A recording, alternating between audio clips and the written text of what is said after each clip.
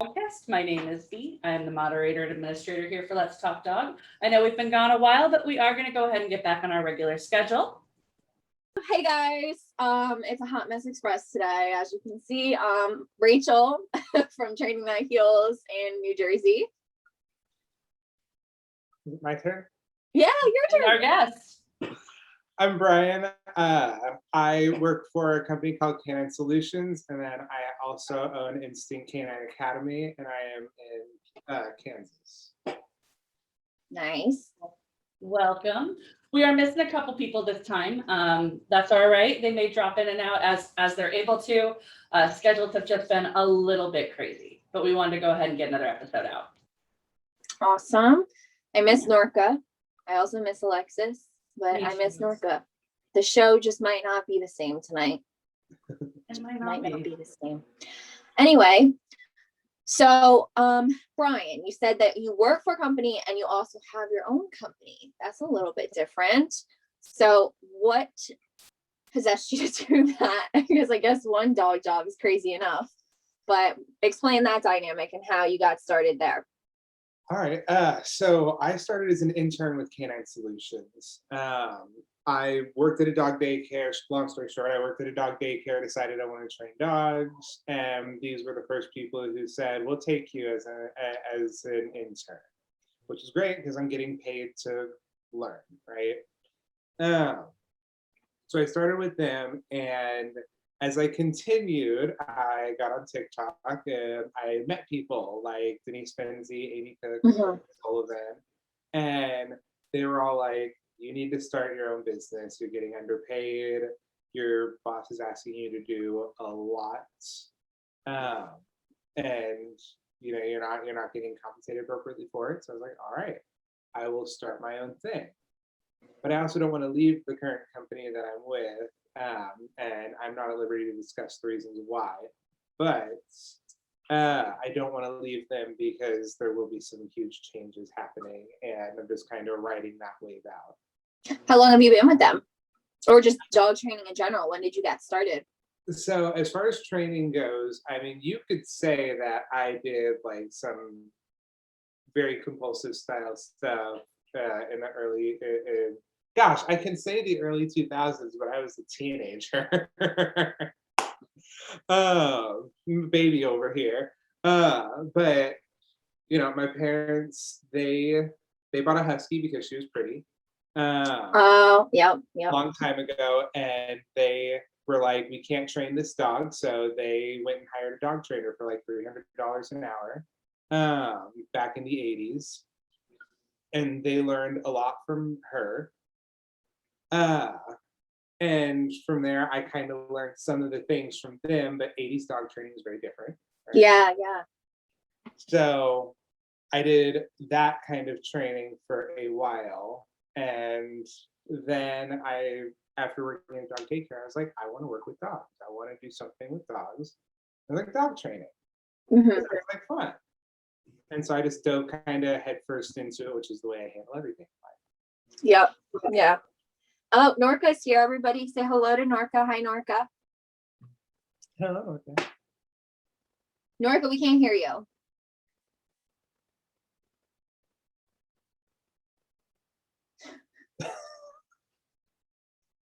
Wi-Fi. Oh, we hear you now. Hey, ¿qué pasa, mi gente? I miss you guys so much. Norca, you missed Brian's introduction. He's talking about that. How you doing? I'm Norca. I'm from Central Florida. I'm the dog guru. There's my intro. Awesome. Cool. Fantastic. Okay, so back to Brian. This is the star of today's show. So how long ago was it you started your own company now? Oh, that's only about a month and a half in. Oh, nice. Yeah. And did you, was it because of kind of the feedback that you were getting from, I know I experienced that too, like the TikTok community and everything, that kind of gave you a little bit of that fire to want to go open your own company? Well, it wasn't exactly fire. It was my TikTok moms. I think B was there for part of that live. We kind of pressured them. When Michelle was like, you start your own thing. And she was being a mama bear. She's like, you have to do this. And how do you feel? I mean, I've just been setting it up. I have clients who work with my current company who want to move over with me, but I haven't done a heavy job pushing that on them. But I've just kind of been setting everything up. I've gotten the taxpayer ID. Yeah. All the business stuff. Yeah. All the business stuff, all the advertising is ready, because I am in contact with local vets. I'm in contact with one of the biggest car dealer owners in the company. And so I have spent just random. And so I spent a lot of time just getting that ready to go out, mostly because of this big thing that's going to be occurring with the place that I currently work at. I'm just getting ready for some big life changes to occur. Yeah. Diving headfirst into my own business is what I'm going to have to do. Exciting. Yeah. And that's nerve-wracking. I'm excited. Oh, it is. I kind of have a similar boat to yours. I know this is our first time kind of officially meeting, but I've had my company, which I 50-50 own with my best friend. Her name is Corey. She's the other trainer for our company at Training That Heals. And we both worked for another training company previously. In July is going to be, this is our second year open. And we worked for that other company for almost 3 years. And then the company was just shutting down for, just they were moving on, they were moving and so on and so forth. And we had to figure out what are we going to do? Because at some point, I only got the job just to get a job. And then I fell in love with it. And I was like, well, I want to keep doing this, but I'm also still learning. Am I, at a point where I can open the company? And between the two of us, we made a decision. Our story was that our boss told us she was shutting down on Monday. We met up at a Barnes & Noble's on Wednesday and had lunch and discussed, can we, feasibly do this? Is it going to work? And by Friday, we were already coming up with business names and opening the company and everything. And it, no matter how you do it and how prepared you are, or if you have a nicer story than that, you're always kind of jumping into it head first. Fucking lead, do it. Now, like 2 years later, there's still things that you'll never kind of be ahead of the game. Things are always changing, especially when you run a business. Like the business side of it is always changing. But it's definitely one of the best feelings in the world. My biggest piece of unsolicited advice that I could give you is obviously do all the legal stuff that you have to do so you don't get in trouble with like taxes and stuff, but just get started working with dogs. Even if it's just working a family dog or your friend's dogs or going to do shelter work, get your foot in the door and make a name for yourself, which you're already kind of doing because you have the TikTok and everything, but just start doing that stuff. That's how you get it going. Yeah. So kind of my way of doing that, which sometimes I feel a little backhanded about, but I shouldn't. My clients that work with me through Canine Solutions, they are all asked to leave reviews on my personal, on my personal website. So I'm starting to amass reviews on my website itself because Google is a great place. Are we switching spots? Yeah. Google is a great space. Google is a great space. Just ignore that. They're doing their own thing today. Just ignore them. Google is a great space to get clients. I need to make a Facebook page and all that, but I'll go ahead and say it. I'm not sure if it really matters, but my boss is thinking about dissolving her business and giving me her business. She has spent 12 years building up and creating. How's her reputation? They have amazing reviews. And so if I get my hands on that, and she's only told me, she won't tell anybody else on staff. She's only told me that she's thinking about dissolving it because I'm the only person she wants to take over her business.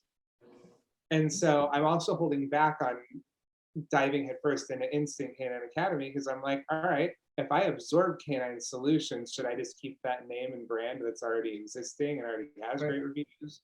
Or do you want to create your own? Yeah, and already has a few thousand, positive client interactions. Here's what I could say, like my unsolicited advice, and this is like what I mean by when I said before, things are always changing. So when we had that little meeting in the Barnes & Noble's, me and my business partner, we knew right then and there that as much as we loved the company that we were working for and our old boss and what we learned, we knew that day there was things in our training methodology that we definitely wanted to change. And that's a big conversation all of us trainers are always having. You know, you have your balance trainers, you have your pure positive trainers, you have a mixture of both. And we knew that there were things, even though we were still going to fall under the same umbrella, that we wanted to do differently.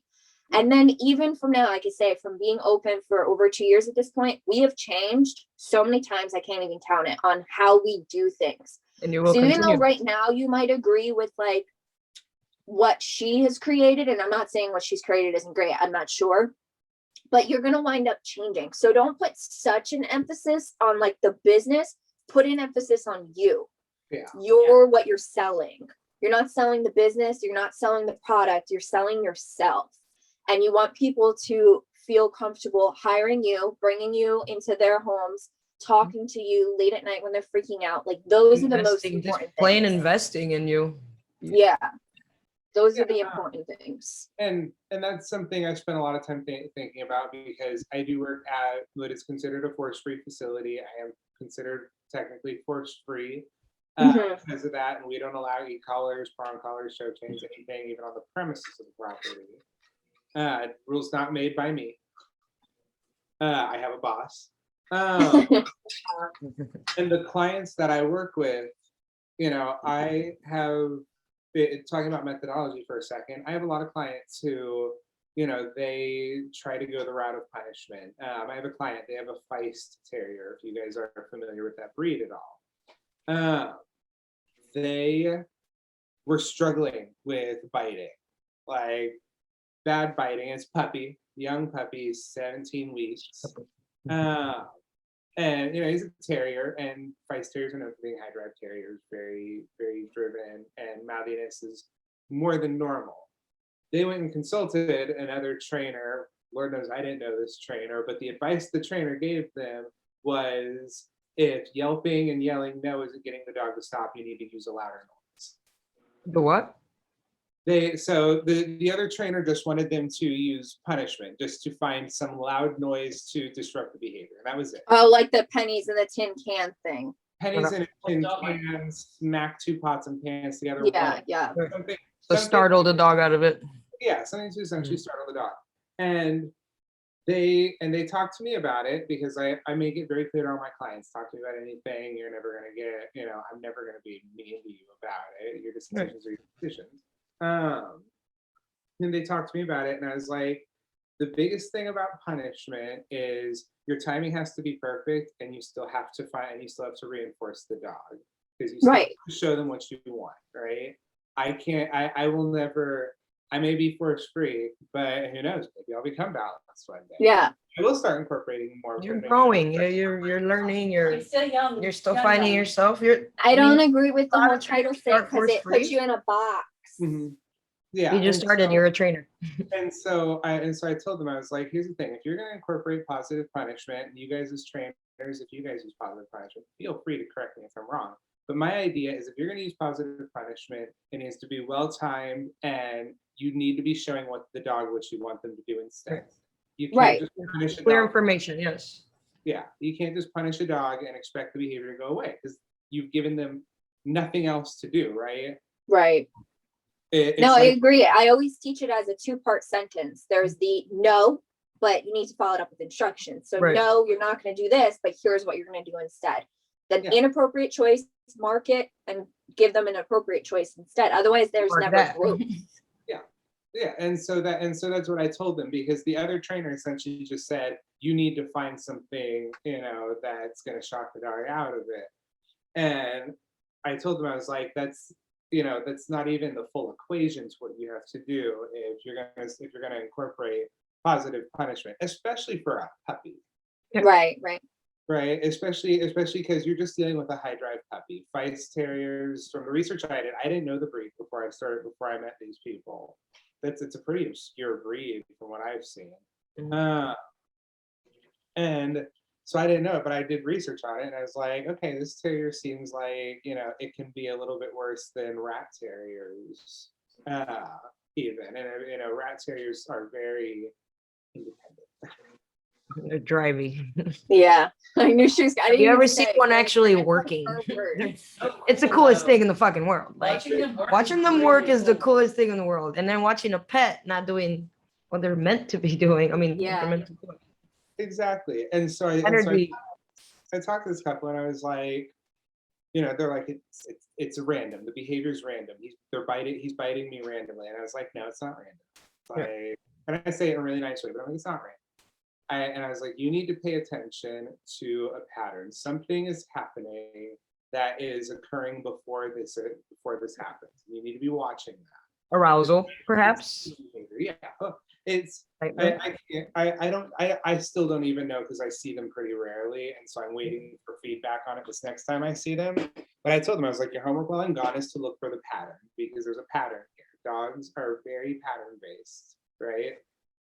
The last time I worked with a dog who wasn't pattern based, it was because of brain trauma, and that is very rare. I mean, what is that? What is that percentage? Like 0.01% of dogs? Right. There's always, It's yeah, rare, it's everybody really rare. always wants to say, oh, it's random or it's randomly. It's never random. There's always something your dog's communicating with you. Exactly. And there's also with puppies, it's a lot of predictable behaviors too. And Yeah. what leads to jumping is predictable. You know, All you right, can see the keep body looking over. language. I Petting keep my leaning dog. over to pet 11 because he's doing really good. He's not eating my face, guys. I'm still here. No But, bites.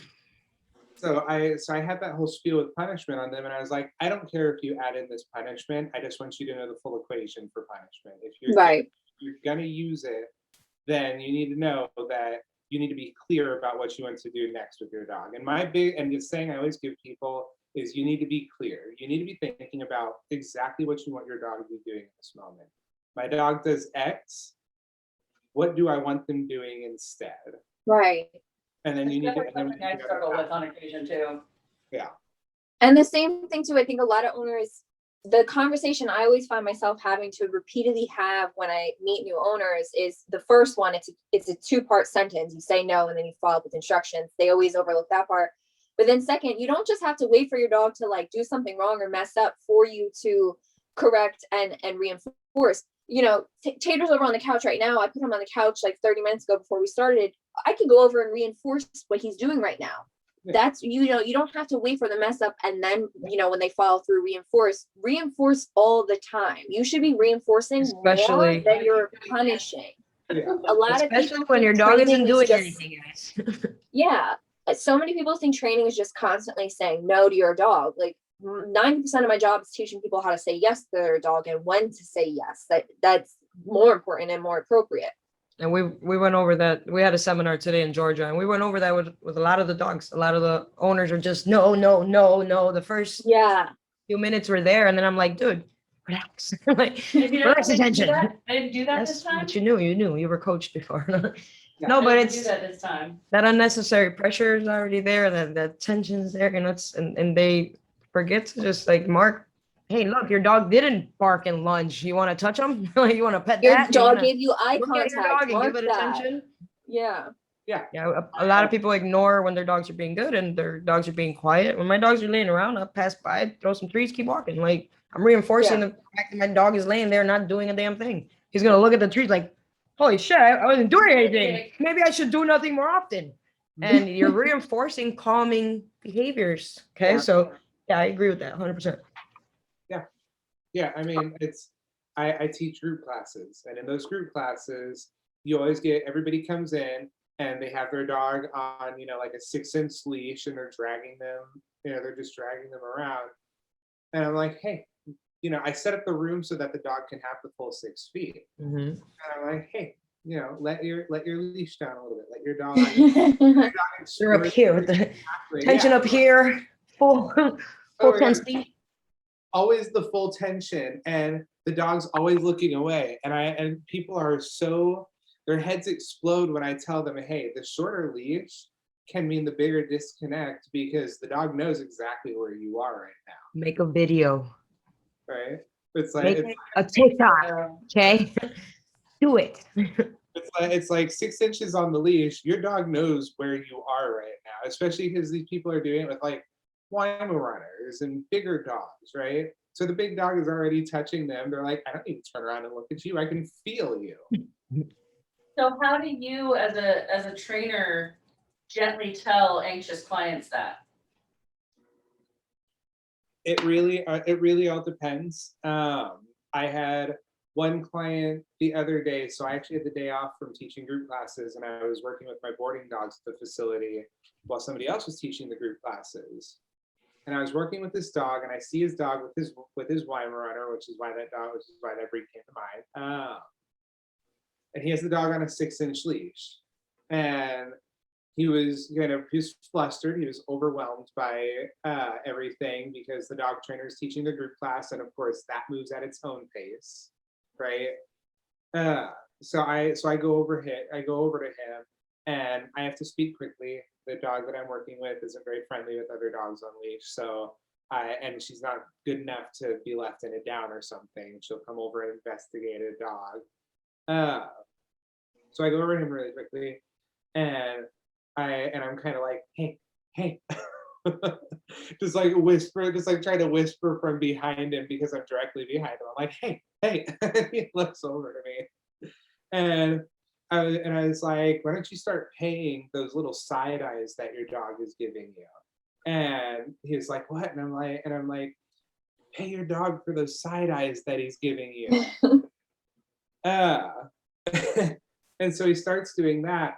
And I was like, all right, now start letting your leash go a little bit. Let him have the 6 feet of it to explore his area. And I was like, still pay those side eyes. And I'll do stuff like that.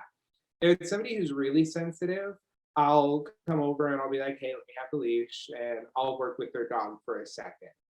Yes. But I'm also a big proponent for coaching people through things and letting Yeah. them reach those aha moments on their own. Right. You see on my TikTok, I've recently posted videos. They're all my clients handling their dogs, and there are plenty of mistakes. And I welcome more than any trainer to look at that and be like, "There's mistake 1, 2, 3, 4, 5, 6." But I want the clients to handle it because They need the practice. the only way they're Need going to that practice. making those mistakes. There's a video of a dog. His name is Joey, and he's dog aggressive. They have a problem with off-leash dogs in the neighborhood. Too many of them have rushed him. Now he wants to attack dogs on sight.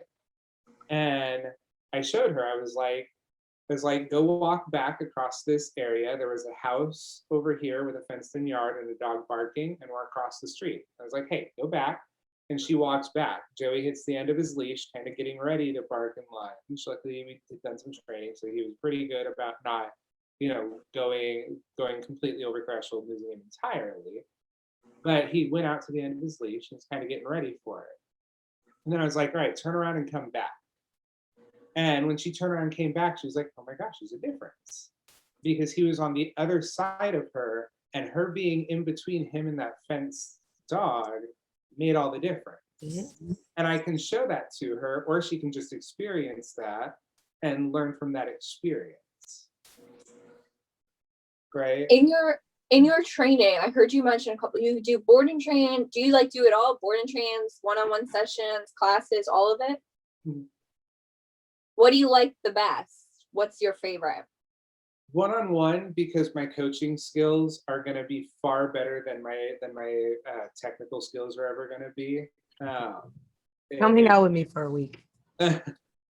I was going to say my next piece of unsolicited advice, almost the whole first year that we were open, even though it absolutely sucked just because it was a lot of driving around, we did all in-home one-on-one sessions where both of us went to each session. So 2 trainers from 2 different locations in New Jersey, meeting at the people's houses for 3 to 4 sessions, scheduled a week apart. And we did that for the first year. We wound up really not making money because all of it was going back into gas. We were driving over an hour, hour and a half, but our name got out, and we got a lot of, because what we needed to work on was the people skills. Our training skills were pretty good for where they, considering how much time we put in. We needed more like talking to the clients. If the dog starts freaking out, making sure the client's okay and working through it at the same time. Like, it's not behind closed doors. You're right in front of the clients. Yeah. Just So I would experiencing definitely make sure that you experiencing do the some of that. different environments too, like because Yeah. her environment with her dogs is not the same as the next person's environment with their Yeah. dogs. Everybody's routine is different. It Everybody's makes you schedule's have to different. really think on your toes. Yep. And get really creative.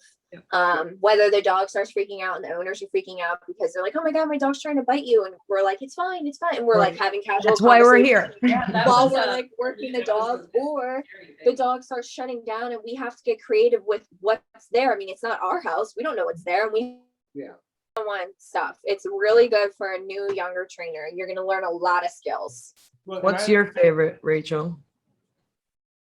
Now it's the board and trains because of where I'm at in my career. That's like the phase I'm in my career. But I know like another year from now, I'm going to be at the point where now I got the experience with the board and trains, and I'm just going to be like whatever floats my boat that month.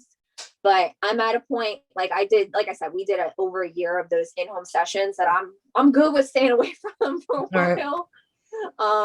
Like when we get a contact form, I honestly sometimes I'm like for them because it's like I'm getting used to the board and train like lifestyle, and I like the cases that come in. Sorry, boyfriend. Hi, boyfriend. She can see me. Yeah, she can see you. Saw you creeping. Hi, Norca. But yeah, no, I think that for every young trainer who's first opening your company, you want to do one-on-one sessions, whether it's in home or they come to you, whatever. You're going to learn great people skills and the dog skills. And then you also want to make sure that you're doing a lot of like volunteer work, one, because it's great. But two, once again, you're going to learn a lot of like necessary skills, like a ton of necessary skills. Yeah, so the board and train lifestyle has been new for me. These are like my first two actual boarding dogs who actually have problems that need solving. And I have this week off, and then next week I have two Bouvier de Flandre staying with me. But this is a new lifestyle for me. I'm not used to having to split my time 3 ways, and I do have a high drive dog. If we know GSPs. Yeah. They're working doggies. Welcome to the lifestyle of never having time to ever breathe again. And she's It's been- great. We have matching shirts and stress. Gray hairs. Oh my To god. give you some perspective, I just took the last 4 weeks off, so that's gonna happen. Take your time when you need it, because that's advice I can't even like give out enough. Yeah. Like if you don't burn yourself out trying to be the best dog trainer, because you're never going to be the best dog trainer. You're just going to be great at what you do. That's it. Okay. If A lot you're of trying to people do like the board and trains, the sessions, the classes all at the same time, it is a lot. You can Like burn we're trying to get back into it right now, but you're right. You're splitting your schedule. It almost doesn't work.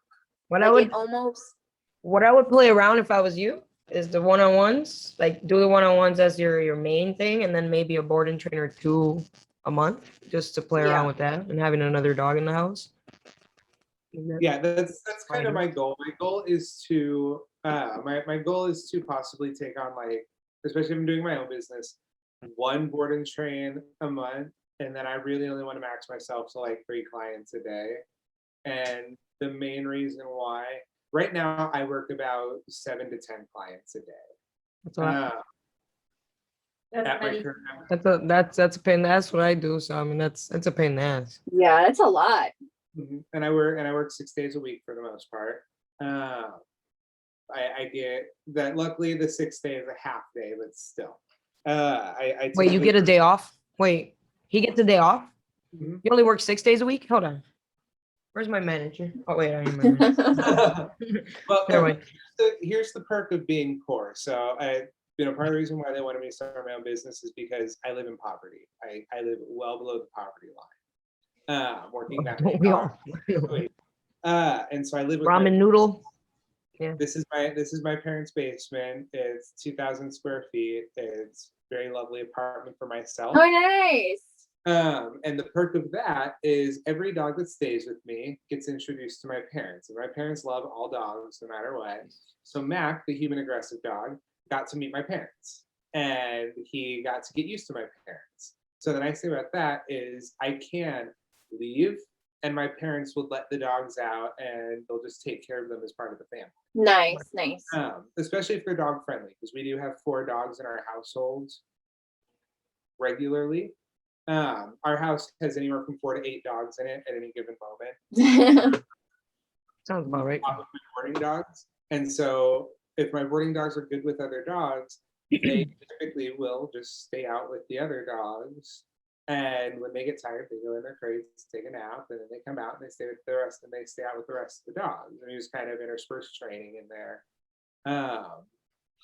But that's kind of the perk of living with my parents. I have 2 people who do a little bit of work for me. Yeah.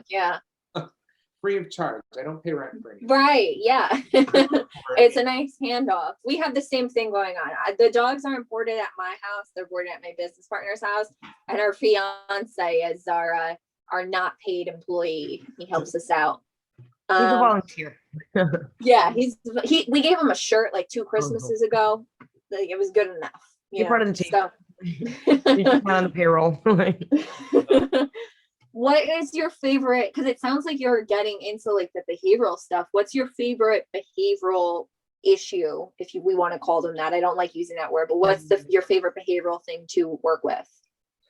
Ooh, I work with separation anxiety a fair amount, and I work with sensitivities.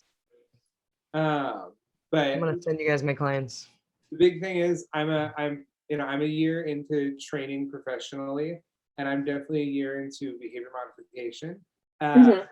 What happened was I showed some talent in a niche style of dog training, behavior modification. Yeah. And my boss kind of rode the wave and went, all right, this is what you're going to do from now on. Okay. So my puppy training skills, that sounds about right. so my puppy training skills are good. My people skills, anybody who knows me will tell you my people skills are way beyond above average. And so the coaching clients and my likability has always been pretty high. And I hate to say anything good about myself, honestly, but I've been told I have to accept compliments and I have to start being able to say nice things about myself. And so anybody who knows me personally will tell me that I have very, very good people skills. And to this day, a year into training as a novice trainer, I have never had a client who is dissatisfied with my service. That's awesome. I know it's going to happen one day. Oh yeah. Right? I mean, don't put such an emphasis on it. Yeah, just like your dog doesn't like everybody that meets you, you're not gonna like everybody you work with. You're not gonna. It's fine. They're not gonna like your work. I think I had like one client that was just like, no, I'm not satisfied, but they were lazy. They were that whole, here's my dog for 2 weeks, fix it. I want it perfect when it comes back. I don't want to do any maintenance with it. So that was more of an owner just being lazy. The dog was trained. The dog was off leash. The dog was sits down, stays, very high drive doodle. But the owner was lazy and expecting the dog to be perfect without any work or effort or any type of training or maintenance. So she complained because she was lazy, not because my work was bad.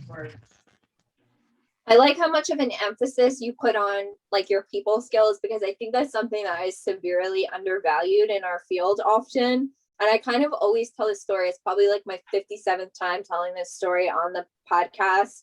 But when I was interviewing for my job, my first dog training job to be the kennel tech, I got started as a kennel tech and I worked my way up. And I scammed my way into the industry. I had no experience whatsoever. Honestly, I was terrified of dogs. Don't know why I applied for a dog training job. It was a calling right in here. It was a calling. You were meant for this. But she asked, why did I want to work with dogs? And to her, what she wanted to hear was the people that will say, oh, I hate people, I just want to work with dogs. And that is a huge red flag, because in this industry, if you think you're not working with people, you are out of your damn mind. You're only working with people 90% of the time. Dogs. It's all people and dogs. Yeah. And you have to have those good people skills. So I think it's really great that you put such an emphasis on it. And it's definitely going to be the thing that sets you apart as a newer trainer in the industry. Because once again, like you're selling yourself, not just like your skills. A lot of people can get really great at training a dog. I mean, I have some owners that they pick it up so great and they could be a good trainer, but they're not great at explaining things, or they're not super personable, or, you know, Yeah. that's a huge part of the job. Well, so my colleague who's been doing this for a number of years longer than me, her method to get people to do things is fear tactics. Right? So every client, her goal is to make them scared of the possibilities of what their dog can do. So what if your dog gets hit by a car? Yeah, that. And some people, seriously, and some people take that really the wrong way, Right. which is presumably so. Whereas I myself can be catered to pretty much anybody, because it only takes my 1 minute interaction with you to have an understanding on how I need to interact with you. Right. You know, That's really good that you know how to do Yeah, that. that's really good. Really good that you know how to do that.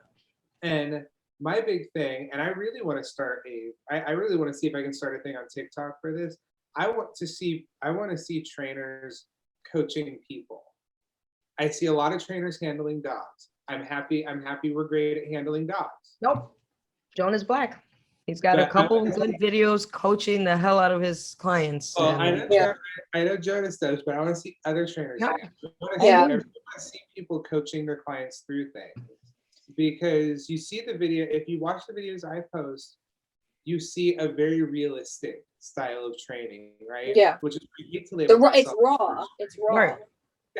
I don't want to label myself as first rate, because you're gonna see clients yanking their dogs back because that's what they know. They're how to lunging. do. Yeah. Because they're That's what they lunging. know how to do, and we're working through that. And that's what I want people to see. Like, yes, I can say that I'm force free. I can say that I focus on positive reinforcement, but I bet you guys focus on positive reinforcement too. A Right. whole lot. Everybody wants to. So how much positive reinforcement did you see today in our class? There was so much ham and hot dogs. How many times did I yell at my clients to stop applying pressure, to stop, There to was be no- nicer, to bubble up, to There was no motivate? yelling. Norca says yelling. There was no actual yelling at any point. No. It was gentle reminders and firm reminders, but zero actual Very, very- yelling. Put your arm down.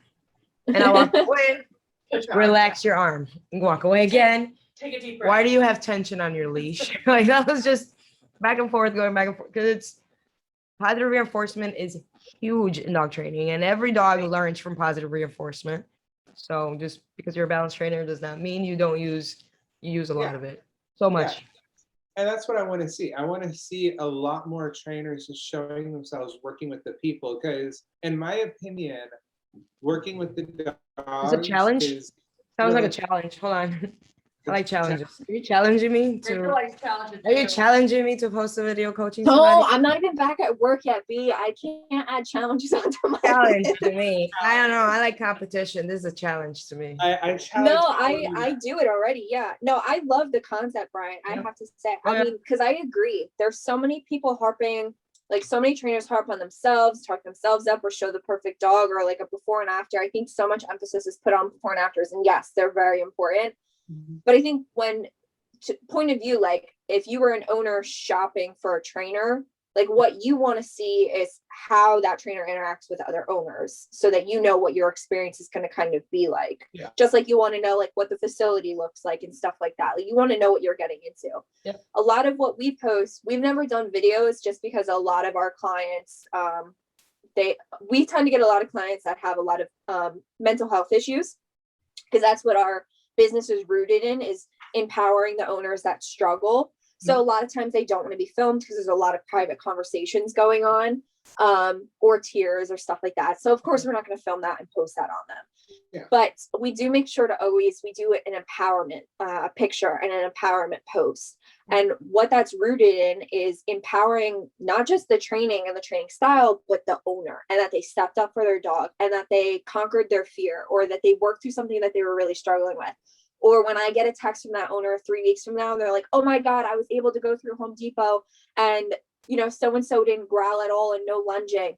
I'm going to post that, and I'm going to blow you up. We're going to have a small victory party, and I want all of our community to be a part of that, because I think that a lot of people forget, I know the trainers is what I mean. A lot of trainers forget in our social medias to hype up the owners. That's the only thing that matters. I don't need to tag Norca in 57 of my posts, even though I love her. Nobody cares that me and Norca are friends. They care about the last 10 clients that I had in and what their experience was. Oh yeah. I I do like when you tag me on things though. Me too. what is there was a hashtag going. It was like put up or shut up, and the trainer wanted trainers to put their hands on more dogs, right? They wanted them to be more hands-on in the training. And I sit there and I'm like, if I can sit in a chair and coach you through it, then you bet your ass I'm going to sit in a chair and coach you through it rather than put my hands on your dog. Right. Because in the end, there's very little reason for the dog to need to work with me. Right. Just, yeah. The dog half of the dogs I work with, I can't even touch for the first 3 lessons. So Oh my goodness, yeah, I see that. So I have a question. What do you do when you have a client who's a kinesthetic learner? You broke up for a second. So whatever. I said, what do you do when you have a client that's a kinesthetic learner? I'm a kinesthetic learner. Norca has to show me like 5 times before something clicks. Yeah. So I've had clients very similar to you. What I do is I may take your dog and I may show you really quickly. And I'm not quickly, but I'm gonna break it down. And then I'm gonna give you your dog back. And then I am going to, as long as you allow me to, I'm actually gonna use you as a human model. So what I'm gonna do is I'm gonna have you take the food, I'm gonna hold your wrist, and if we're luring the dog, I'm gonna do the lure motion with your wrist, right? And as long as you're okay with that, I'll do that. If you're not, then I will stand right next to you and I'm gonna do the motion. You're still gonna be handling your dog though. And the only reason why is because the more I handle your dog, the more your dog loves me, the more your dog is focused on me. And then we get into a struggle of them needing to get their dog's attention back when I go to give their dog back to them. And I hate that struggle because it is always so discouraging to the handler with the owner when I go hand them their dog back and their dog is pulling to come back to me. and the excitement, they don't have the same enthusiasm or excitement, and the dog's like, Yeah, if that you guy, do right? 30 minutes of working their dog and the owner's sitting that first 30 minutes, that dog's also tiring out. Right, so by the but- time they actually get up, the dog is working pretty perfectly and they're not learning how to work their dog through the struggles. So then when you leave and tomorrow they take their dog out and their dog's being a butthead again, they're like, what do I do? How do I do this? Right. So I'm very picky about that. Now, I don't expect other people to have the same people skills that I have.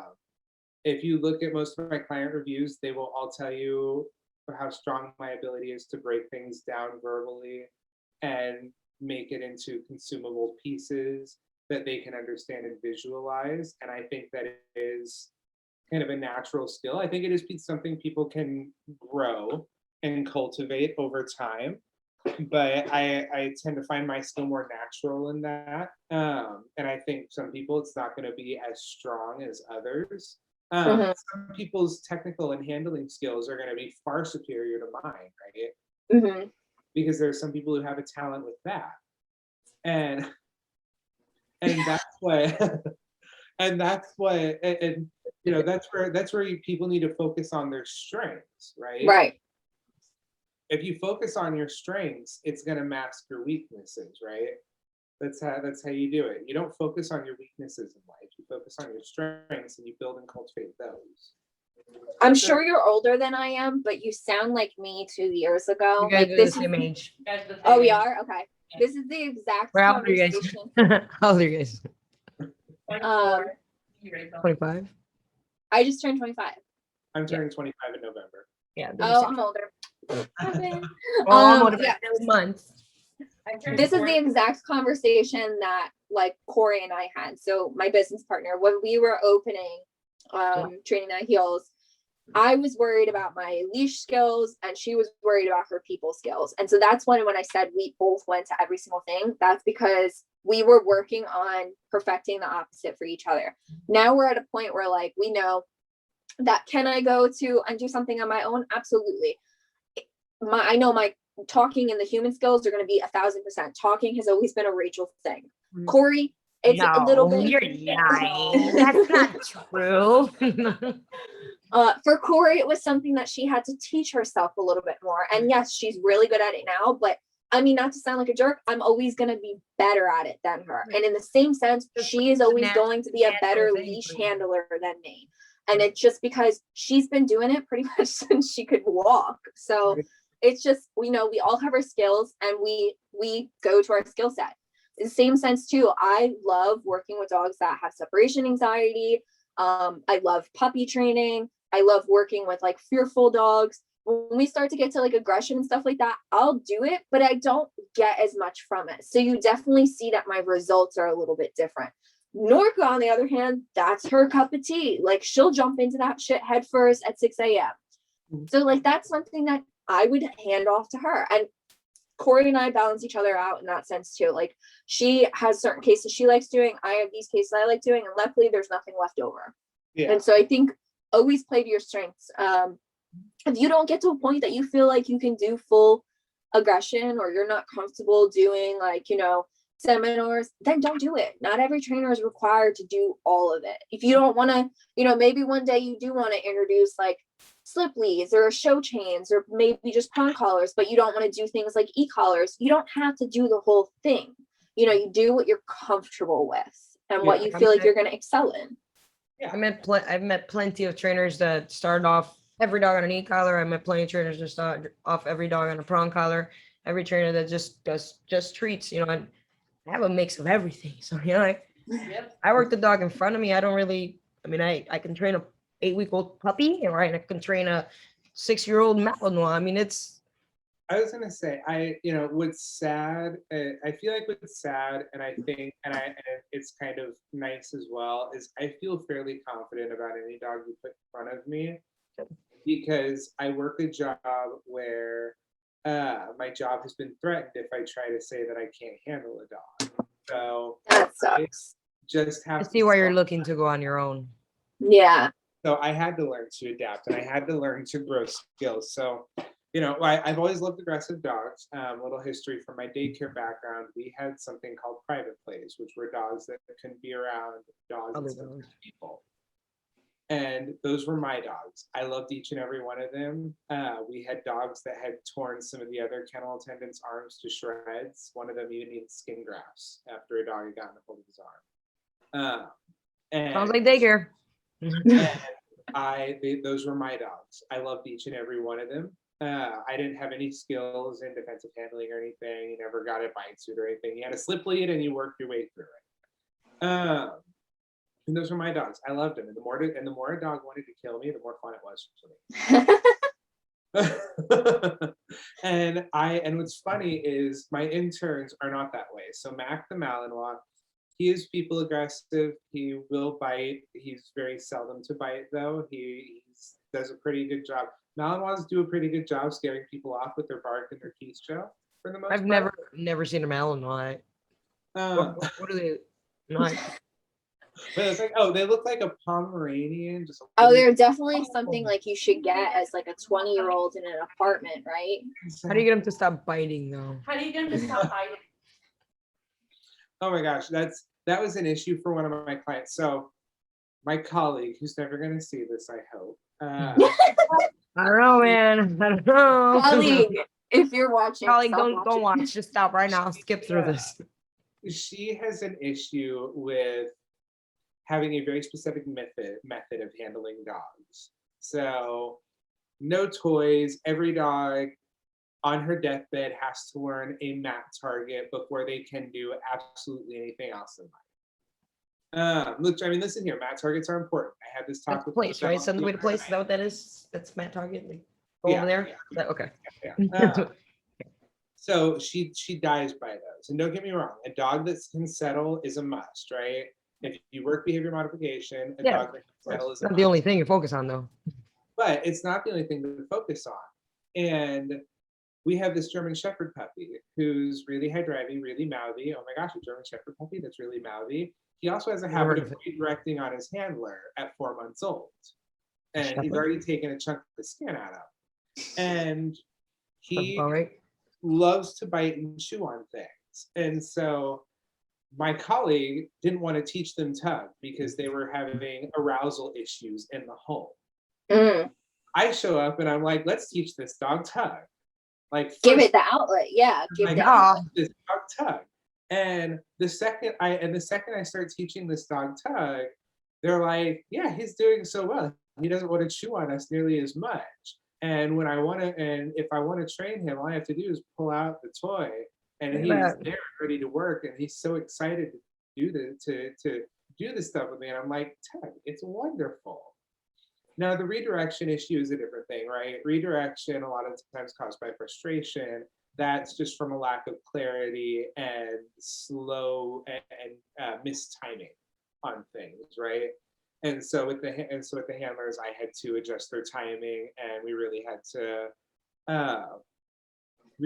figure out what they wanted him to be doing in those scenarios where he would redirect, because a lot of the times you can mitigate redirection entirely by just reinforcing your dog for something they're doing right, by being quick about reinforcement. Unfortunately, a lot of force-free training was built around the idea of negative punishment, right? And negative punishment is inherently frustrating for everybody because it leaves many questions to be asked, right? Like, what the hell do you want me to be doing?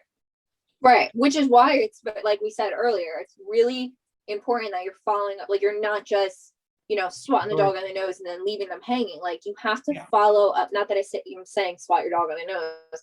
You have to follow up with, like, here's what you're doing instead.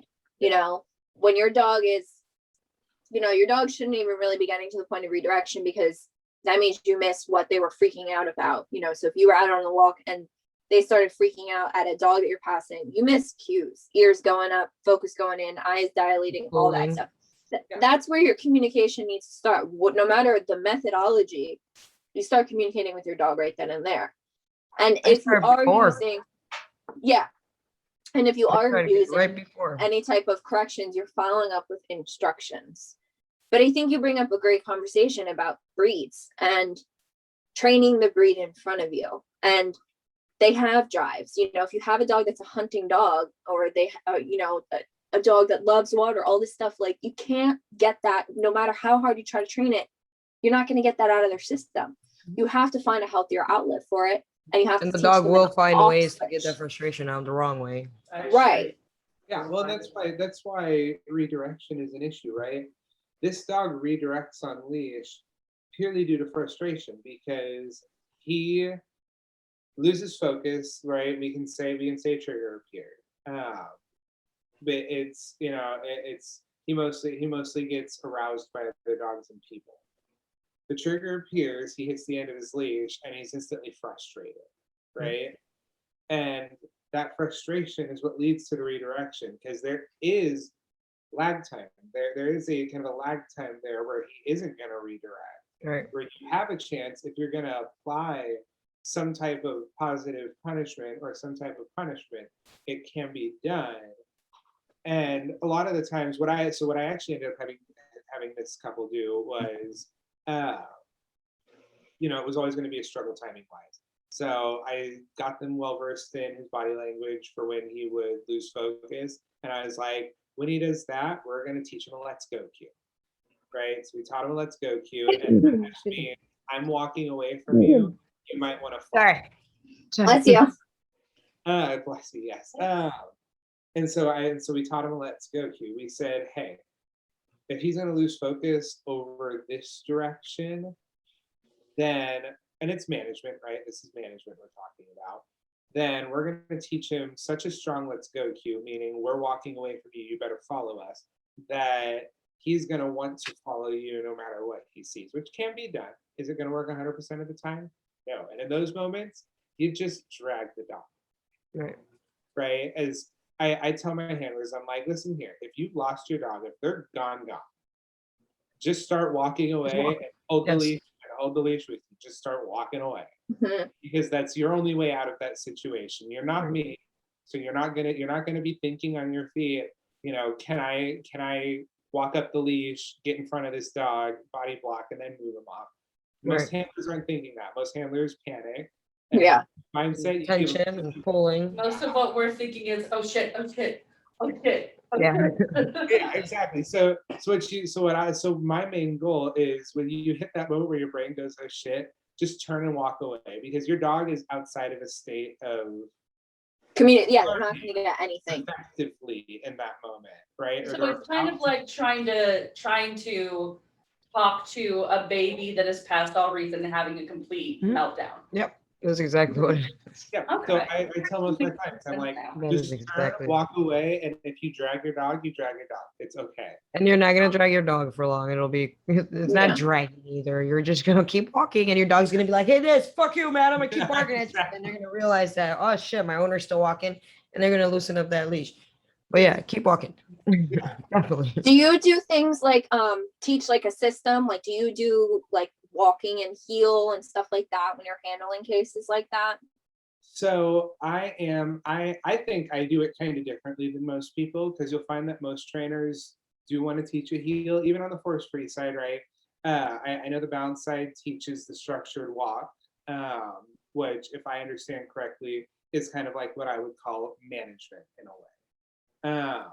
What you a describe as task. structured walk. Yeah, it's just like a task. Yeah.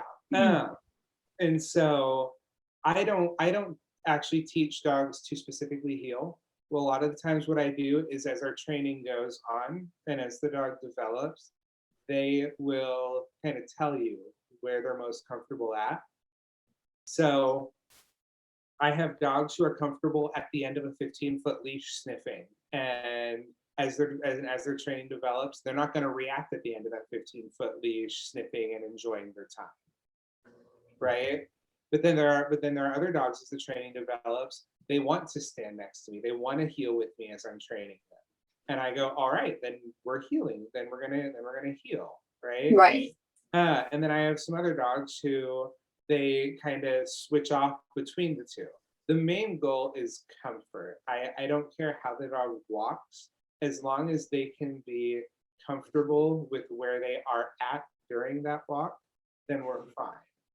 Now, So what I teach, because I fall under the balance side, but what I teach is not normally as strict as a lot of the other balance trainers. So we call it heel, we call it a structured walk, but for us, yes, my main goal is I want your dog walking side by side to your leg.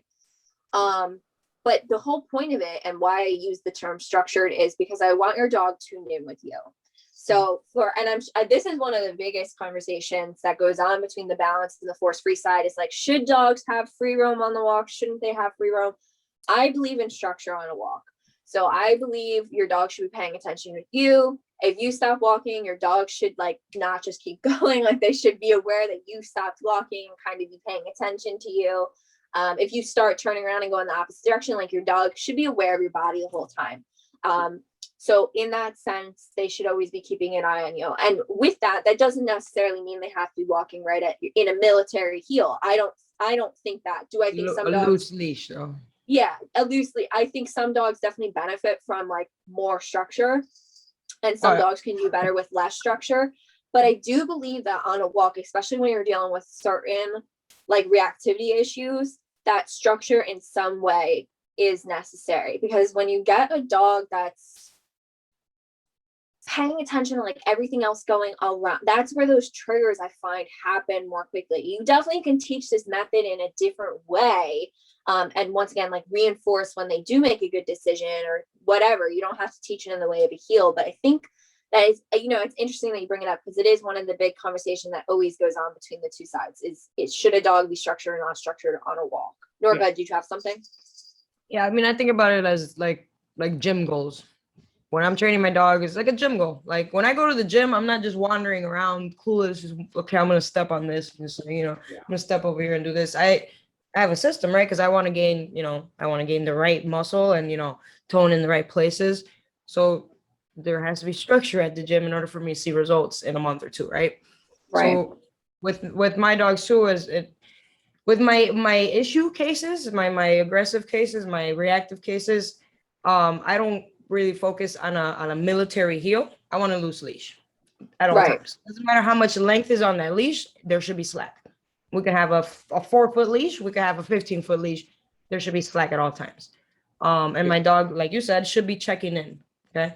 So if I'm letting my dog, we walk out of the house, we're doing some loose leash healing, some structure, something, right? When I say break, my dog can go 15 feet away, do some sniffing, do whatever they want.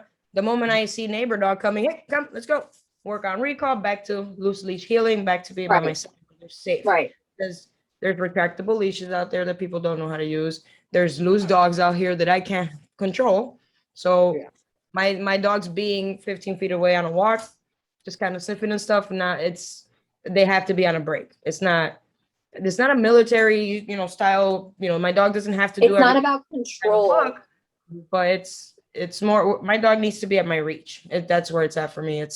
There are loose dogs around. There are people with their very friendly dogs, and we're dog trainers. So we got to really keep our dogs safe, because we can't keep other people's dogs safe. We got to keep our dogs safe. And I think my dog is safe is next to me. If I tell It's my not dog, even "Break," just like dog the worst understands, case scenario. go ahead and have some enrichment sniffing and doing their stuff. My dogs are not bored. They're not miserable. They're having fun. They're enjoying it. They're learning how to be chill on a walk. So Yeah. It's not even like the worst case scenarios, like you're saying. Like a lot of people always go right to like another dog or something like that. It could also be as simple as like your dog keeps walking in front of you and tripping you and like keeps Right. weaving in and out of your legs. Like I want them paying attention to me enough that they're aware of my body or anybody else with me so that they're being respectful of the bodies, but also that they're just tuned in with me. Like if we're on a hike and I go down to the left and they went to the right and I don't realize for a couple of feet, Right. like that's an issue that I Yeah. want them tuned in. But yeah, I think it's definitely interesting. It's interesting to hear your perspective as well on that, Brian. Yeah.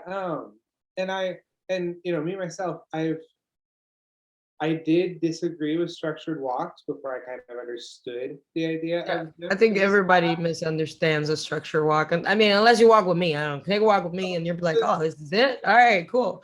But I think a lot of on the force free side, at least, a lot of people misunderstand what a structure walk is.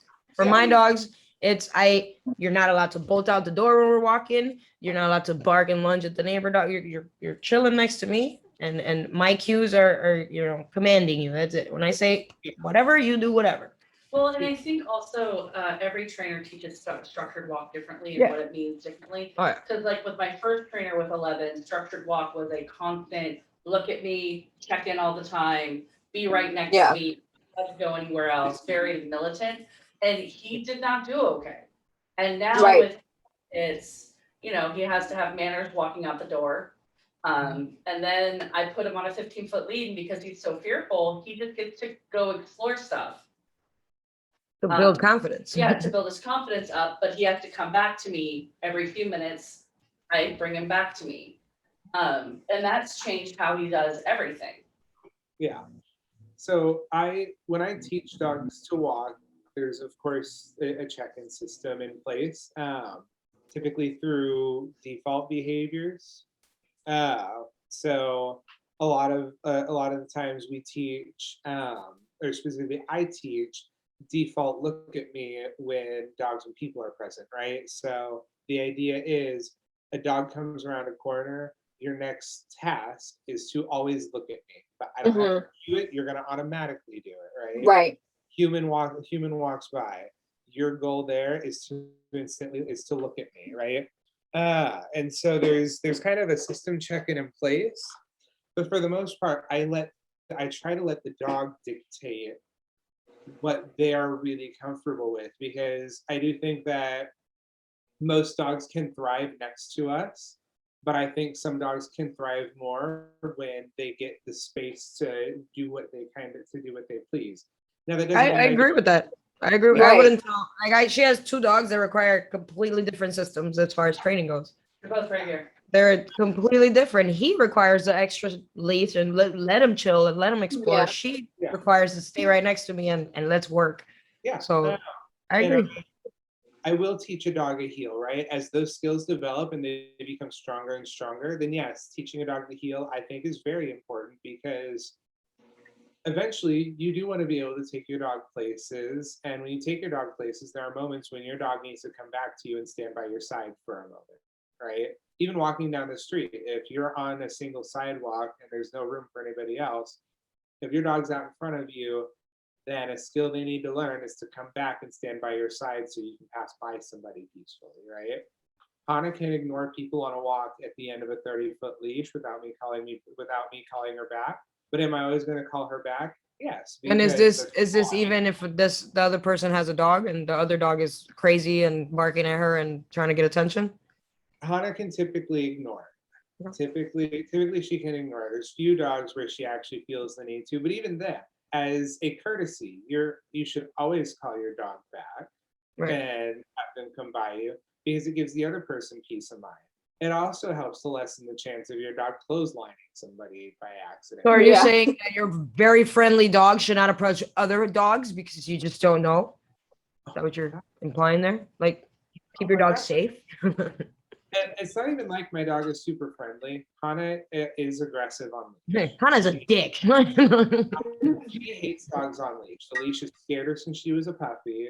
8 weeks old, barking, lunging, hackles, and plenty of teeth on other dogs. If they Is that genetic? I don't know. She comes from hunting lines, so Did you get to meet the parents? I did. What But was their temper like? dogs. They're both good dogs. They were both very easygoing. GSPs are She's touted just as a staff. awesome. Okay. But you don't get to see a lot of GSPs around other dogs. It's actually where I live. It's pretty rare to see. I don't see them GSPs. often, actually. I've trained a few, but I don't see them often. Like, Yeah, hopefully, actually not hopefully, but you may see them more because they did play second at Westminster. They lost to a mop. Am I allowed to cuss? Fucking mop. not the mop dog. This tiny thing that looked like the bristles on a broomstick. Yeah. I was the frustration. Can you feel the frustration? Can you feel You said the F word. I'm not petty at all. I'm not petty. No. But your petty showing. You want to put that away? Your petty showing a little. But they're hard dogs to live with. They're touted as watchdogs because they are hyper vigilant to their surroundings. What were they bred for, if you may?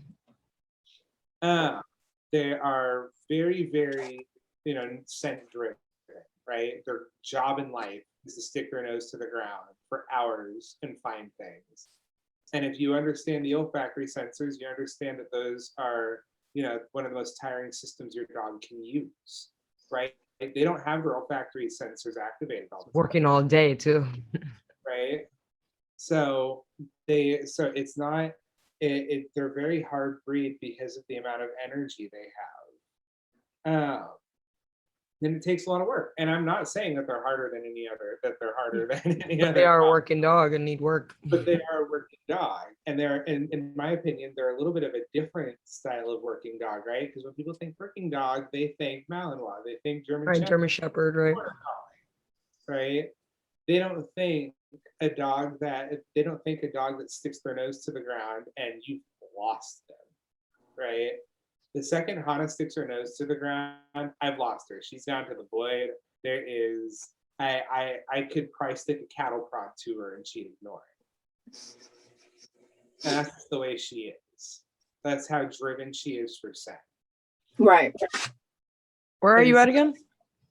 I'm in Kansas, so I'm in the heartland for gun dogs. Like, she was cheap. She comes from working lines. She's been proven through field trials. And she was $750. They usually start off at like 1,500, maybe, if that's probably the cheapest you can find them. Yeah.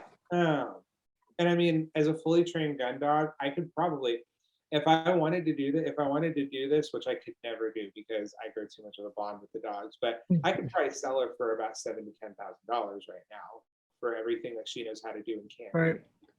Wow. Yeah, I was talking to my friend the other day. Like, I'm like, yeah, they breed dogs and sell them for thousands at 5 years old. Like, like people buy dogs at 5 years old for $1,000. Yeah, if they're bred to, I mean, if they're made, they're trained to do what they're trained to do. Yeah, people pay. So any working line dog, a border collie, a Malinois, pointer, if you've trained them to do their job and you've done it extensively and Mhm. they're really good at it, they're worth the money. Out of pure curiosity, I researched Mhm. how much a fully trained personal security dog would cost. 3 years old. Between 3 and 5 Mhm. years old, that dog costs anywhere from $25,000 to $50,000. $150,000. Oh And my people I was God. like, so it's And more than my house. people pay it. People pay it. That's People get these dogs grotesque. shipped and imported and sent to them, and it's crazy. Yeah. It's a crazy thing. and I really want to prove Hana because I still don't know if I want to breed her, but I really want to prove her because if you guys don't get to see her temperament, she has the drive, but she also has the ability to be calm and be a house pet, which is very hard to find in working breeds. It's That very balanced Have you ever dog. thought about doing shows with her? And I I mean, saw maybe she them- is calm though, because Brian, you work her. You do what you got to do with her. She is a fulfilled puppy. I do work her. I know you do. I work her for anywhere 2 to 6 hours a day. But there are days where I took 3 days off one day where I didn't do anything. She was fully comfortable lounging around the house with me for those 3 days, doing absolutely nothing. Just waiting for the next cue. I'm just ready for you, human. Whenever you're ready. She just sleeps. She just Good. sleeps. She's like, you don't need me, you don't need your work. I can sleep the whole time. Good. And I find her temperament and her personality to be almost flawless. Because if I need her to work, she's like, I can do it. I can perform this job easily. But then when I want her to sleep, she's like, yeah, I'll go to sleep. Good night. I could perform this job even better. Yeah, and so I have had a temptation to, and I do want to do dog shows. We're working on Monduring obedience. I wish I had my big book of cues for her, but she has about 30 to 40 cues Nice. that she knows. You should make a video showing some of them cute. Boy, we gotta talk. And because she's just all purpose, and that's what German Shorthairs were bred for. They were bred to be the all-purpose gun dog, and they seriously are. They do everything. They're just happy to be there doing it. My addiction to People gun pleasers. my addiction to gun dogs is their generally positive outlook towards everything, Mhm. right?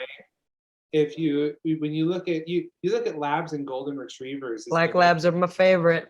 right? Sweetest dogs on the face of the earth. They're in, what is it?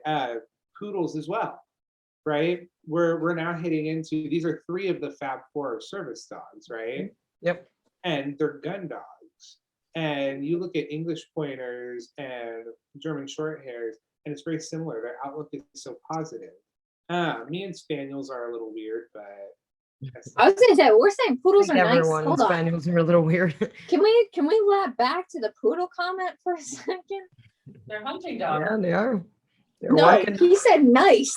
Poodles are mean. Talk about doodles. No, you're talking about doodles. I've Huh? actually never I met was a gonna say, let's never talk about doodles. Never met a mean poodle. They have such great hair, and poodle. The 2 poodles I've ever worked with were really, really, really nasty. So here's the like aggressive. caveat to gun dogs. One was aggression, and I think one was like rooted in fear. I wasn't super involved in that case, so I don't really remember. Mine But were I two- know the difference between poodles and doodles, guys. Just let me clarify that here. I do live in New Jersey. Okay, it's like doodle Poodles are central here. 90% of my income is Okay. doodles. Here's the caveat to gun dogs, though. I mean, I find it very similar to people. Some of the worst resource guarding cases I've ever seen in my life were retrievers, right? Mhm. Because you take a dog who's bred to put anything and everything you ask in them your in mouth. their mouth, and then you start punishing them for putting things in their mouth 24/7. What do you have? Right. A dog who is consistently frustrated and now finds everything of value because you've made it of value. And gun dogs, in my opinion, can be some of this, could, doesn't mean they are, the Mals and German Shepherds that I've dealt with are far worse, but can be some of the worst because of the fact that a lot of people don't want to deal with their instincts, and so they just try and punish their way out of it. Right. Research your breeds before you get them. Yes. Yeah. Labs are so energetic. Yeah, every lab that I work with, they have a zest for life. that's the way I put it. Why is your dog so damn happy all the time? Because it's a fucking lab. Yeah, I always have to tell owners, right? The nicest way to put it is your dog has a zest for life, right? If I look at them and I'm like your dog is over aroused 24/7, they're gonna be like, oh my god. But if I tell them they have a zest for life, it like adds a The best part too is the owner is like it's an older couple that like yes, why left is their house. Oh my god, the they're like facts are retired. mind-blowing. I thought it was just me. This is the dog that they Oh my chose to go. Oh my gosh. I have an older couple right now. They have 120-pound black lab. He's 3 years old. He does not care for other dogs. That lab's gonna outlive them. But he likes to play fetch, huh? And he likes to play they won't fetch. let him have toys. Oh god. So he's a resource guarder. But he knows. Trouble connecting to the internet. And it's just like you got a lab. It's like if you don't want to, I don't know what dog to get if you never want to let your dog have toys, honestly, because my goal in life is to always give my dog. I have like 400 toys in my house. This little bin is not even like a 20th of what I have. There are toys in my house. Right? I'm being restricted access on my. Yeah, toys you have to. You have 4 dogs in your because I house. have 4 dogs and one of them resource guard. What? I do a rotation, but just for stimulation purposes, not because the dog's resource. The dog upstairs always comes downstairs and steals Tater's toys because they're nicer and he destroys them. I have zero control over the dog upstairs. It's nothing to do with me whatsoever.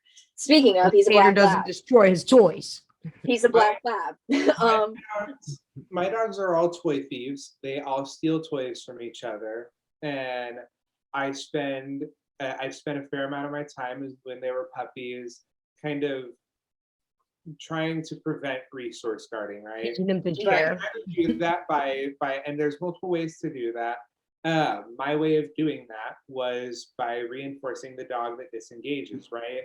So dog takes your toy. When that dog doesn't pursue that other dog, they get to come over and engage with me and have fun with me, and they get something reinforcing, right? Something of value for themselves. Now it happens then. The other dog sees it. The other dog may come over and take it again, and then I go find something else, and it turns into this chain of my dog consistently being like, "Oh, it's okay to give this thing up because I'm gonna get something else of value out of it." Higher value, yeah. And so that's the way I chose to handle it. So now my dogs just steal toys from each other all the time, and then they go find and get other toys. And it's a problem that, and I know it's not going to work for everybody, but it's a problem that kind of solved itself because a dog takes a toy and then they just go find another toy that they find valuable. And then if a dog comes and takes that one, they just go find another one. Dogs are like children. If they see you playing with a toy, they're gonna want it.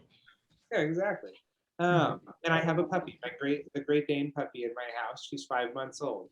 She's a bitch who steals everything under the sun from my German Shorthair Pointer. Luckily, Hannah is the sweetest dog in the world, and I spent so much time doing resource guarding prevention that I don't think she has a bone in her to attack a dog over a toy. But sure, just take it.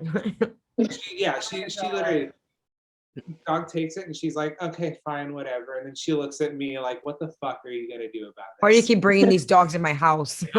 Sky is such a thief that I found a freaking rock in my bed this morning. Like a rock. She's perfect. A You rock. don't talk about her. She stole a crystal out of one of my containers and Ouch. and I Nice. found a rock in my bed. Oh my Just god, save that for later. I love it. I stress resource guarding prevention. So I'm gonna side path for a second onto puppies. But when I work with puppies, I have 3 focuses, and it's socialization, which I hate that word. It's Everybody does. It's potty training, and then it's resource guarding prevention. And I replaced socialization with habituation, right? I assume we're all familiar with the terminology. Habituation is a lot more appropriate, right? Because we really just I just want like it because socializing just sounds like take your dog everywhere and let everyone pet it. yeah, Which Yeah. is Not what I it. thought it was. Which is Yeah. what I hate the word. I hate having to explain to people all the time. Socialization. not what that does means. mean I like interact with things. Yeah. I like using coexistence because I thought that socialization was take your dog, have them meet people and get petted and da da da da and play with other dogs. And I can't do that with like this guy over here. Yeah. But It's I not can- even coexisting. It's just having your dog exist. The way I teach socialization is go sit at a park, bring relax. a picnic, and just chill. That's socialization. Like So- nobody should be coming over. Nothing. So what I tell my clients when it comes to people and dogs and socialization, or as I'm gonna put it for the rest of this, habituation. When it comes to habituation, I tell people, I'm like, your dog can have a close group of friends, right? The people who come over to your house all the time, your dog can get excited about those people. That's reasonable. They come over to your house all the time. The dog that comes over to your house all the time with those people, your dog can get excited about that dog, right? But every other dog and every other human in the world, meh. Meh. They're not that I'm gonna great. growl at you. They can exist. They can exist comfortably. They can exist right next to you, but I don't really care, but we don't really care about them. Right. I don't want my dog to necessarily be happy about them because then I'm giving off the illusion that the dog Everybody's your is friend. excited about that person. I want my dog Yeah, to you're conditioning a mindset and that every single dog that goes by, yeah, let's go over and hang out. Let's have a Exactly. party. And so I tell people, I'm like, you want your dog to be good around all dogs and people. Don't let strangers pet them and interact with them. What you really want to teach them is to not care about them. And you then can when be your dog- selective. You can be selective. So I do the whole don't pet my damn dog, but I'm Yeah. very selective depending on the dog I'm training. So if I'm training a small puppy and I'm like, this dog may need some little kid manners, and there's a little kid asking to pet. Hold on, let me tell my puppy to sit, and then you just put your Right. hand down, let my puppy sniff you, and I'll walk the kid through that. But not everybody that says, "Oh my God, your dog is so cute. Can I just touch it?" No. Just make an invitation. You're Training, making it, buddy. you're teaching your dog a system that they have to wait for you to give like the okay, Yes. that they don't have to leave your right side to cross over the front of your body Yes. to get to the Someone across the leaned street over. to the people over there. That's a conditioned inappropriate response. But if I say, let's go, and I walk you over there and put you in a sit, and then I say, it's okay, go ahead, get excited, jump on Yes. them, let them pet you, all that stuff. That's an invitation. I think people miss like that part. But like that's not even still, that's not even socialization at that point. Right. I like to teach socialization like exposure. I call it exposure work. Just go And to a it's patio, more sit time- down, let your dog lay there and just watch everything. It has more to do with the world really than it does with the people and the dogs. It's like the noises and the smells and the sounds and the cars going by. anything your dog can ever interact with, right? That's a Right. And your dog can interact with lots of things due to their phenomenal sense of smell that we can't even fathom, Right. right? And so, the reason I focus on people and dogs is because that's what people focus on. And the first part is your dog should not care about them. Then the second part is teaching your dog to be comfortable with them coming up and petting them, Right. right? Mhm. And I don't want my dog to necessarily be happy about somebody petting them, but I want them to be more or less content about it, Right. right? And kind of- And trusting you accept it that you aloud wouldn't if it put them in happens. danger. Exactly. And so I teach it kind of as this person has pet you, so now your reward is interaction with me. Your reward is engagement with me and fun times with me. So that the person is petting them, but they're like, what are we gonna do now? Hand on them, they're like, what are we gonna do now? Huh? Are we gonna go play now? And I'm like, yes, we're gonna go play. And I go sprint off in the opposite direction, and the puppy gets super excited for interaction with me rather than that other person, right? That excitement it's more exciting with me than the new person. Right. You go say hi, good puppy, break, come on, let's go, and we leave, and that's it, and it's great. Sorry, I'm sorry. Ooh, look at that mug. I need a But picture of that face. the other mind explosion is when you tell people that socialization is the other head explosion is when you tell people that socialization or habituation is beyond the spectrum of just people and dogs. It is absolutely anything in the world your dog can interact with.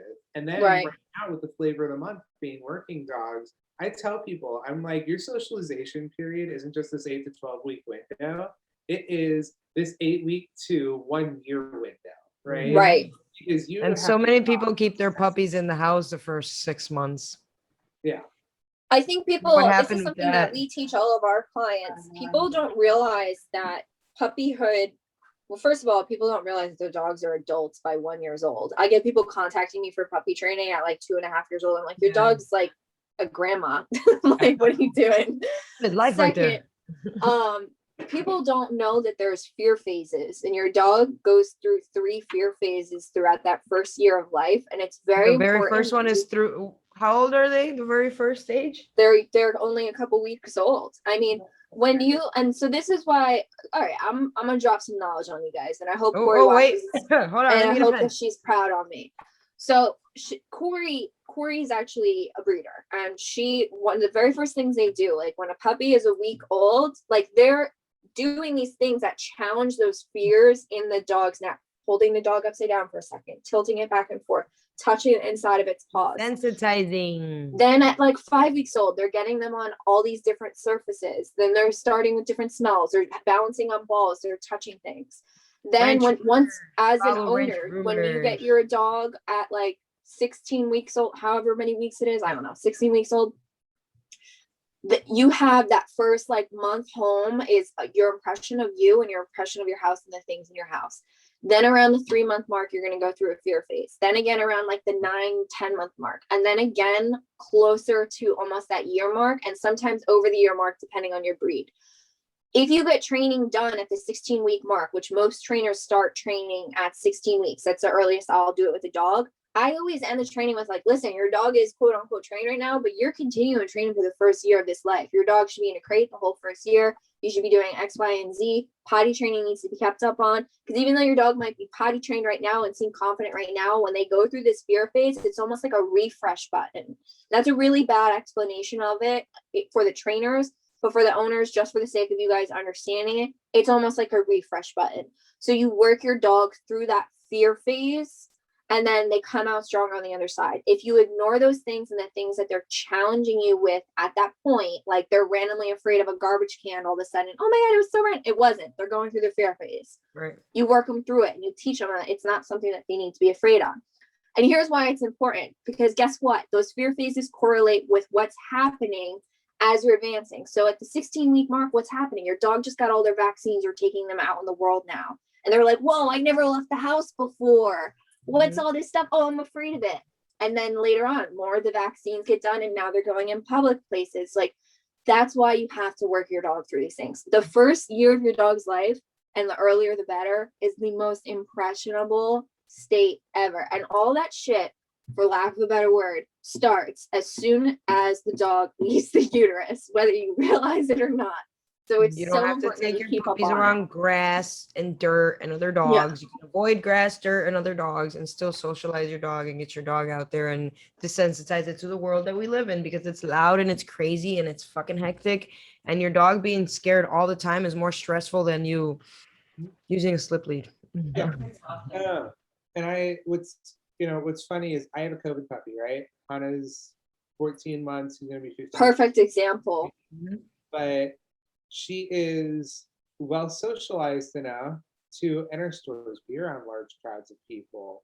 She is well socialized enough that if I were to bang 2 pots and pans together, it's not going to scare her. Right.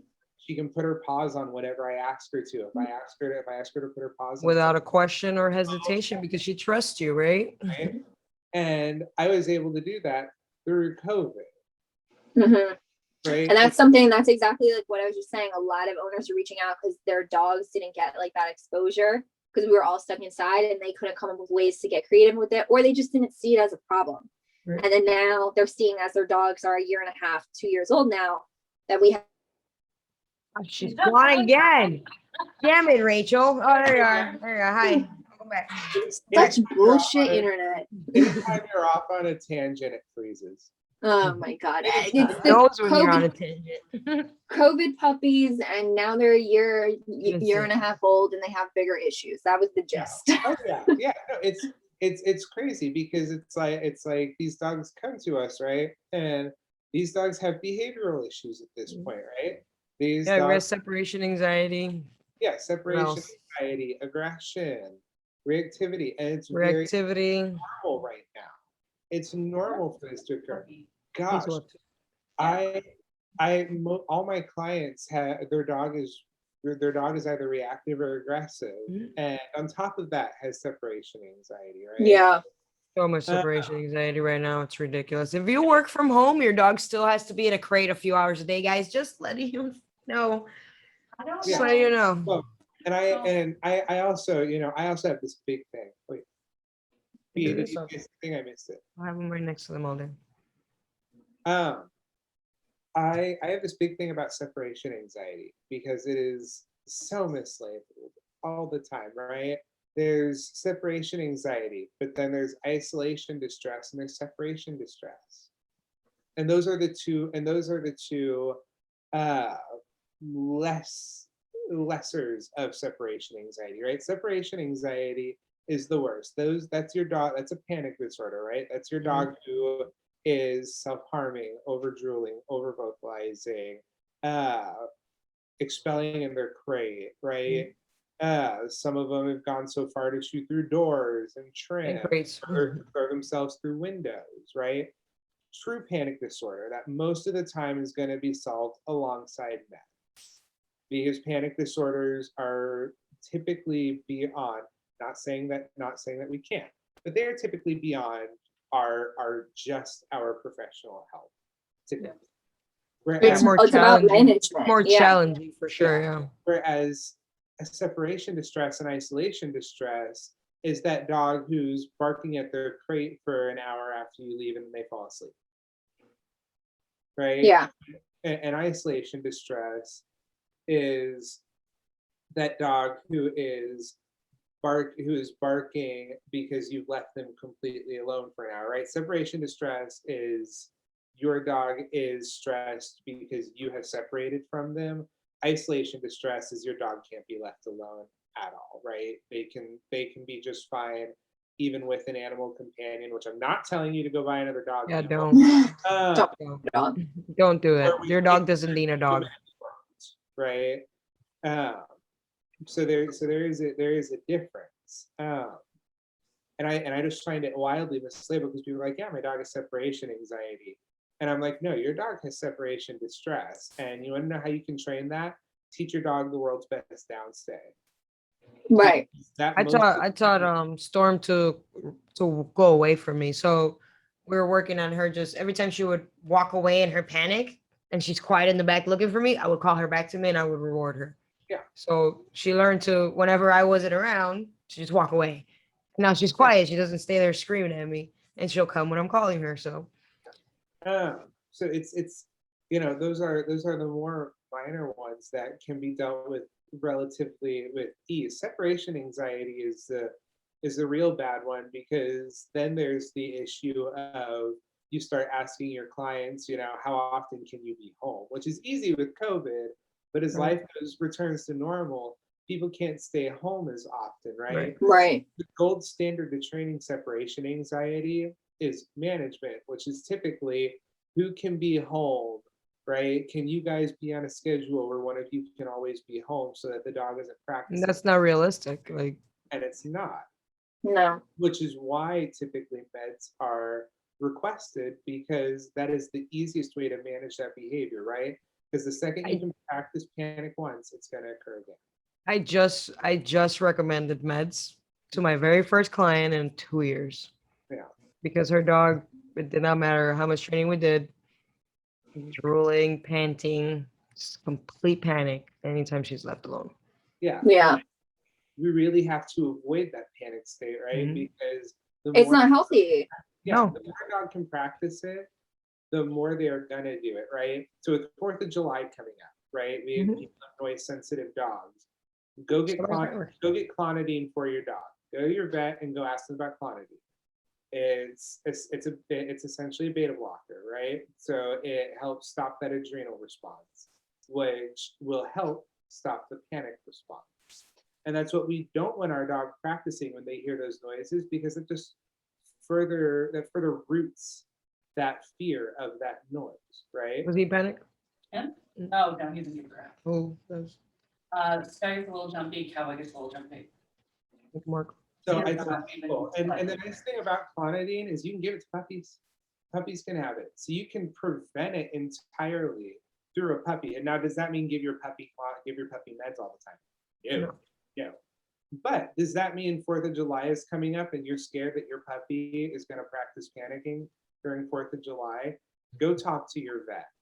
I'm not saying I'm not a vet. I'm not going to give you medical advice. That's why I'm saying this is the common medicine that people have.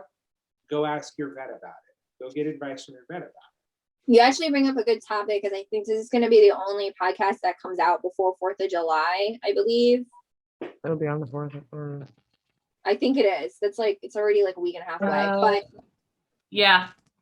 so tips for 4th of July, because it's a big day for dogs. I mean, my main tip that I always give, which I don't know if your stance is different, Brian, but if you know your dog struggles, they should be in a secure room, or better yet, in a crate, because you don't want your dog, when they get in that fearful state, to, God forbid, and I've seen it, break out of a window, break out of a slider, Or just get start hurt, pacing. and run The away. pacing alone is stressful. Just them pacing around your house. Just Just Yeah. get them looking- situated, Yeah, tire great. them out a couple hours before you know the fireworks are going to go off. Go for Yeah. a nice long walk, do some exercise, get them tired, and get them in a nice, cool, dark place. That's my main tip always. And I Put some agree with music that. on in the background. Yeah, and I agree with that entirely. But on top of that, if you know your dog is going to panic, call your vet and be like, "Hey, Yeah. I've heard about clonidine. What can I do about that?" Because it is instant acting. You don't have to build up. They don't have to build it up in their system, and it isn't going to make your dog high. It literally it works based on an adrenal response, right? So it's not gonna put your dog in a funky mindset. It's just gonna make it so that panic is lessened or not going to occur at all, right? So part of that prevention is, yes, bunker protocol your dog. If you guys aren't familiar with it, go online after this, search something called the bunker protocol. The idea behind it is you've created a safe spot for your dog. It's ideally used in thunderstorms, but you can use it in other situations as well. But give your dog a safe spot. Give them that safe haven room where they're like, I feel comfortable here. I can relax here, right? I feel safe in this area. But also, don't be afraid to go get your dog some medicine. You only have to give it to them for the day. It is not something they have to build up and then get weaned off of. Yeah, if your dog's in a complete panic where it's just clearly Unhealthy for them. really stressed out, and it's just, I mean, you can see when it's just not okay, and it's not just your regular. Yeah, because what we don't want to see is our dogs throwing themselves through windows, right? That's not what we want to see. Yeah. No. But puppies, if you have a small puppy, you can definitely start to work on desensitizing loud noises. So don't be shy. Get your puppy out there. Start making noise. Start making noise. But yeah, be really careful. I mean, if your dog, even if you have never seen your dog freak out, every dog gets slightly nervous with loud noises. Mhm. Be careful opening your front doors, your back doors, the gate doors as you're getting into that night and people are doing fireworks. Have leashes ready if you are taking them out. If you are taking them to any place with you, make sure everything's fitted nice and tight, because if they go in that flight mode, you'll be surprised what a dog can get out of. Yeah. Lots of water, stay hydrated always. If you're taking your dog outside on 4th of July, just take them out on leash. Take them out on leash, tell them to go potty, and then put them right back Yeah. inside. You don't need No to- loose dogs on the 4th, guys. No loose dogs on the 4th. You don't need to have your dogs loose. There's absolutely no reason. Make sure they do their business and then take them right back inside where you can watch them. Again, crates are great. Basements are common here in Kansas. If you have a basement, my basement's fully underground. There's one window to it. And so it's relatively quiet here. There's booms, but it's pretty quiet. And if I Right. wanted to, I can stick my dog in a crate by my furnace, which when that kicks on is very Make noise, yep. Yeah. And music helps too. Put some music on for your dogs. I can TV, music. I can also a lot of dogs. What you can do, and this is something a lot of people think of. Chicken breast is cheap, right? Boil some chicken breast and just freeze the whole chicken breast. Freeze it and then give it to your dog as a chew. Are they maybe displacing by consuming that? Possibly. Is it really high value for 99% of dogs? Yes. Are they going to hopefully focus on that? Probably. Right. Yeah, I always say it's, I always get a lot of questions for like Memorial, because I live at the shore, so the fireworks are over the top here. Yeah. And I always get a lot of questions about it, and so does my business partner, because we get Memorial weekend and then 4th of July. And this 4th of July, we're actually getting fireworks. The last 2 years, there wasn't because of COVID. Yeah. So, and then the year before, I think our town was broke, but we have them this year. So everybody's freaking out again, and they're like, what do we do? What do we do? Listen, it's 2 days out of the year.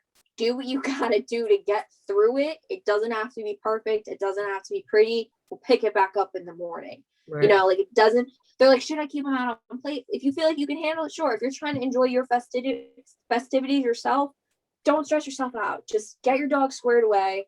Do what you gotta do. When it comes down to it, one bad day, one bad night is not going to destroy like everything. But the worst, if you're reinforcing stuff and like you're making things worse, then yes, obviously that's going to be a bigger deal.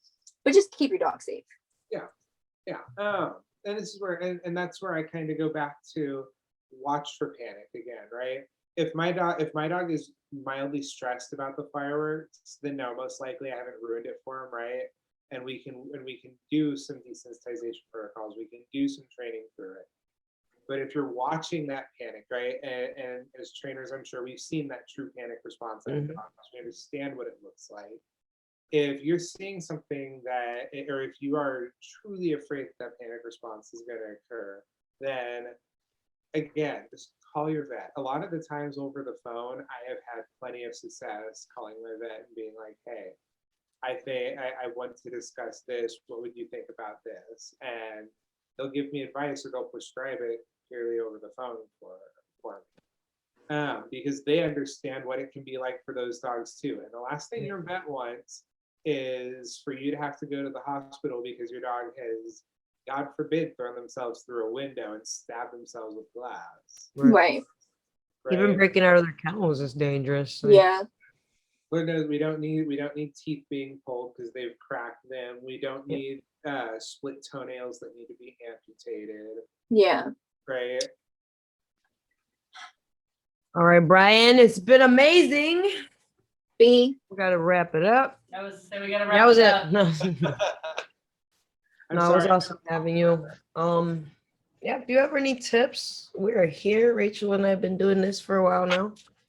I'm still a baby, but at least at least I could show like you a what teenager I mucked up trainer. before You're a you baby do it. trainer. Here to give you pep talks and tell you to say nice things to yourself. Good at it. It was lovely talking to you guys. No, you've been great. Thank you so much. Thank you for joining us. Hopefully you'll be back. Thank you. I'll be on your TikTok later. All right, so thank you for being on our podcast, and thank you to our listeners for tuning back in.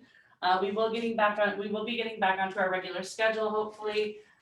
Things have just been a little bit out of control. So we will put our own socials down at the bottom, and we'll go ahead and put Brian's in as well. And thank you so much for joining us here at Let's Talk Dog.